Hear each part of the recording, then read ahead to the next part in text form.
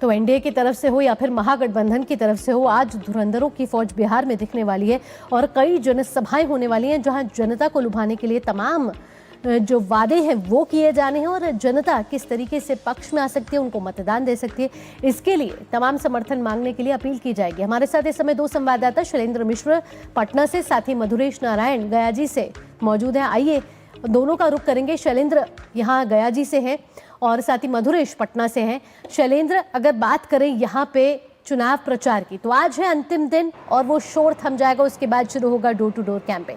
चुनाव प्रचार की बात करें और पहले चरण की बात करें, वो प्रमुख चेहरे जिनकी साख इस बार दांव पर है, प्रतिष्ठा का सवाल हो चुका है और बिहार एक ऐसा राज्य है जहां से राजनीति की दिशा और दशा तय होती है। देखिए, आपने तमाम उन प्रमुख चेहरों का स्टोरी में जिक्र किया जो पहले चरण के तहत जहां पर मतदान होना है, चाहे वो महागठबंधन के चेहरे हों या फिर एनडीए के कई दिग्गज नेता जिनकी राजनीतिक किस्मत पहले चरण में ईवीएम में बंद हो जाएगी। अब चुनाव प्रचार पूरी तरह से हम देख रहे हैं दूसरे चरण की तरफ आगे बढ़ रहा है। बीजेपी के तमाम दिग्गज नेता आज चुनाव प्रचार के लिए बिहार में हैं, पटना में हैं और गया में रोड शो होना है बीजेपी के राष्ट्रीय अध्यक्ष जेपी नड्डा का। और हम देख रहे हैं कि बीजेपी शासित राज्यों के तमाम मुख्यमंत्री भी वो देखिए धुआंधार प्रचार कर रहे हैं। रेखा गुप्ता दिल्ली की मुख्यमंत्री कल शाम को यहाँ पटना पहुँच चुकी हैं। अगले 2-3 दिनों में उनकी धुआंधार जनसभाएं होनी है। उत्तर प्रदेश के मुख्यमंत्री योगी आदित्यनाथ कई दिनों से हम देख रहे हैं कि चुनाव प्रचार में आ रहे हैं, धुआंधार चुनावी जनसभाएं कर रहे हैं। असम के सीएम हेमंत बिस्वा शर्मा भी चुनाव प्रचार करने वाले हैं। तो बीजेपी की तरफ से शीर्ष नेताओं और बीजेपी शासित राज्यों के मुख्यमंत्री और तमाम बड़े नेताओं को लेकर हम देख रहे हैं कि खूब चुनावी जनसभाएं हो रही हैं और पूरी ताकत झोंकी गई है। वहीं महागठबंधन की तरफ से आपने बताया भी कि तेजस्वी यादव हो, राहुल गांधी, प्रियंका गांधी, अशोक गहलोत जो उनकी एक तरह से रणनीति देख रहे हैं, वो यहीं जमे हुए हैं पटना में। और तमाम कांग्रेस के नेता भी हम देख रहे हैं कि वो इस वक्त पटना या फिर आसपास चुनावी कैंपेन को धार दे रहे हैं। तो अब जब पहले चरण का चुनाव खत्म हो रहा है, तब हम देख रहे हैं कि मुद्दों को लेकर एक दूसरे पर एक तरह से आरोप को और आगे ले जाने का काम किया गया है। कल बीजेपी की तरफ से कहा गया कि दरअसल कांग्रेस ये तय नहीं कर पा रही है कि वो पहले सही बोल रही थी कि अब सही बोल रही है। जब आम बजट आया था तब जयराम रमेश ने पोस्ट करके कहा था सोशल मीडिया पे कि सब कुछ बिहार को दे दिया गया है, और अब महागठबंधन कांग्रेस ये कह रही है कि बिहार को जितना मिलना चाहिए था उतना नहीं दिया गया। तो फिर तब सही बोल रहे थे कि अब सही बोल रहे हैं। तो इस तरह के भी जो चुनावी बाण है, जो बयानबाजी है, वो हम देख रहे हैं। लगातार प्रेस कॉन्फ्रेंस दोनों तरफ से हो रही है।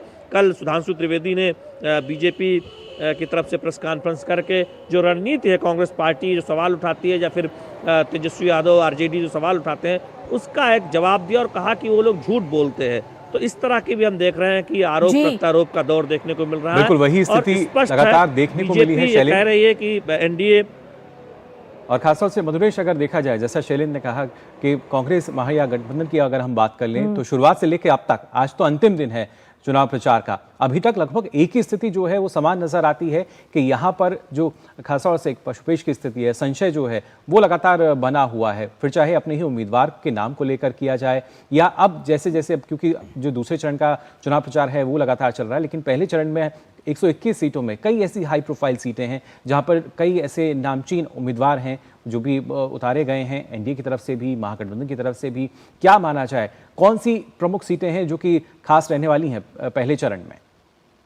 देखिए, सबसे पहले तो अगर प्रमुख सीटों की बात करें तो पटना में जो 3 प्रमुख सीटें हैं उसकी बात कर लेते हैं। सबसे पहला सीट है बांकीपुर, जो कि पटना सेंट्रल का इलाका है, जहां से वर्तमान में सरकार में मंत्री नितिन नवीन खड़े हैं। उनके अगेंस्ट में राजद उम्मीदवार रेखा गुप्ता को चुनाव लड़ रही हैं। इसके अलावा दानापुर का सीट भी महत्वपूर्ण है, जो कि पटना का ही इलाका है। दानापुर का सीट इसलिए महत्वपूर्ण है क्योंकि वहां से रामकृपाल यादव पर बीजेपी ने भरोसा जताया है। रामकृपाल यादव इससे पहले लोकसभा चुनाव में भी बीजेपी के कैंडिडेट रहे थे पार्टी की तरफ से, लेकिन वो चुनाव हार गए थे। इसके बाद विधानसभा चुनाव में बीजेपी ने एक बार फिर से उन पर भरोसा जताया है। वहीं अगर हम पटना सिटी की बात करें, पटना सिटी में नंदकिशोर यादव है, एक लंबे समय से वहां से विधायक रहे थे, अचानक लेकिन बीजेपी ने उनका टिकट काट दिया और अब वहां से दूसरे कैंडिडेट को टिकट दिया गया है। तो ऐसे में निश्चित रूप से पटना की जो ये 3 सीट है वो काफी महत्वपूर्ण है। इसके अलावा अगर दूसरे सीटों की बात करें तो हाई प्रोफाइल सीटों में तारापुर भी शामिल है, जिसपे उप मुख्यमंत्री सम्राट चौधरी जहां से चुनाव लड़ रहे हैं। तारापुर उनका पैतृक क्षेत्र भी है। उनके पिता सफनी चौधरी वहां से कई एक बार विधायक रह चुके हैं, उनकी माता भी तारापुर से एक बार विधायक रह चुकी हैं। तो निश्चित रूप से तारापुर भी एक हॉट सीट है। इसके अलावा गया का जो सीट है, श्रवण कुमार वहां से चुनाव लड़ रहे हैं तो वो सीट भी काफी इंपॉर्टेंट माना जा रहा है। इसके अलावा अलीनगर का सीट भी काफी महत्वपूर्ण माना जा रहा है। मैथिली ठाकुर को पर बीजेपी ने अपना भरोसा जताया है। मैथिली ठाकुर महज 25 साल की लोक गायिका हैं और पार्टी ज्वाइन करने के सप्ताह भर के अंदर में ही बीजेपी ने उन्हें टिकट दे दिया। ऐसे में वहां जो मुकाबला है वो भी काफी दिलचस्प माना जा रहा है, क्योंकि राजद ने विनोद मिश्रा पर भरोसा जताया है। वहां पर विनोद मिश्रा उनके वहां पे काफी कद्दावर लीडर माने जाते हैं। हालांकि पिछले 2-3 बार से वो चुनाव हारते आ रहे हैं। ऐसे में वो सीट भी काफी इंपॉर्टेंट माना जा रहा है। जाले का जो सीट है, जो दरभंगा का ही इलाका है, वो भी महत्वपूर्ण माना जा रहा है। जीवेश मिश्रा वहां से चुनाव लड़ रहे हैं, वर्तमान सरकार में मंत्री हैं। जीवेश मिश्रा को लेकर के भी प्रशांत किशोर के द्वारा कई कुछ आरोप लगाए गए थे। हालांकि अब देखना ये होगा कि जो पहले चरण का मतदान होता है, इसमें जनता उनके तरफ से उन पर कितना भरोसा करती है। जी बिल्कुल मधुरेश, सही कहा आपने। और चुनावी घमासान इस समय चरम पर है। शैलेंद्र, आप गया जी से हमारे साथ जुड़े हैं। गया जी भी एक बड़ी महत्वपूर्ण सीट है, पहले चरण में इस पर भी बड़ा फोकस किया जा रहा है। अगर यहाँ के चुनावी समीकरण की बात की जाए तो आमने सामने क्या दिलचस्प फाइट इस बार नजर आ रही है?